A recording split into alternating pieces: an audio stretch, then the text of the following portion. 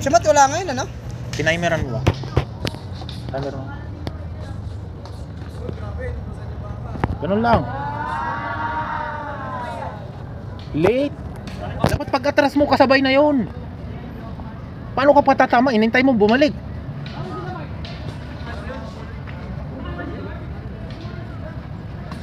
Kakainin ka talaga ni Jinro. Oo. Knockout. Kaluwete, coach. Yan, ano yung sinasabi basta labas Sige. ng coach, no? Touch lang, touch. Yan. Kumounter ka bang umiilag? Walang nananalo sa ilag. Ang nananalo yung tumatama.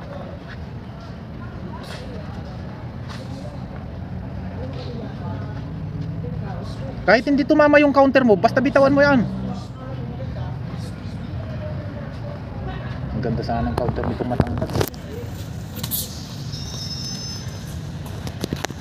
No?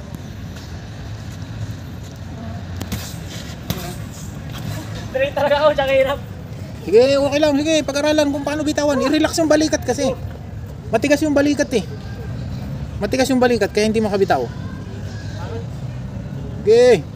Wala pang time. May timer yan. Hindi na. Touch lang. Alalayan mo lang dyan, Ro. Yun.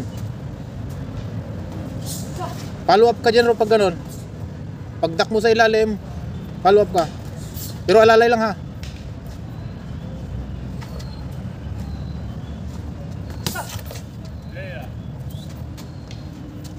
Sige. Last 1 minute. Yun. Timing. Tumama? Apo, solid. Hindi sulit yun. Nakatayo ka pa eh. Bawas pa dyan, Ro. 30.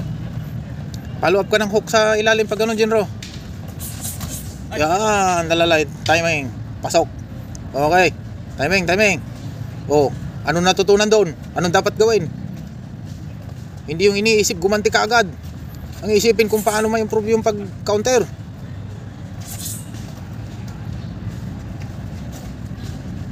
That's 10 seconds.